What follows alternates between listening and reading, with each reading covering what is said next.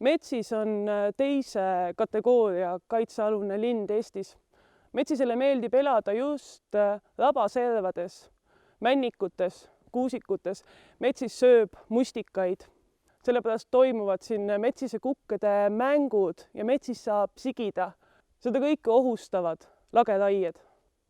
Täna hommikul, 28. veebruaril, enne Eesti Metsa Abiks aktiiviga siia sõitmist vaidlustasime me Keskkonnaameti otsused, kus Keskkonnaamet ühest küljest lubab RMK-l tingimustega lageraiet teostada ja samal ajal annab soovituse lageraiet siiski mitte teha ja eelistada uuendusraiete asemel püsimetsandust.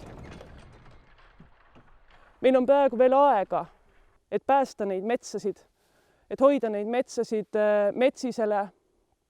Me hoiame teid kursis sellega, kuidas see protsess edasi läheb ja me teeme oma parima selleks, et need metsad ja et looduskaitsealad Eestis üle pea saaksid hoitud vääriliselt.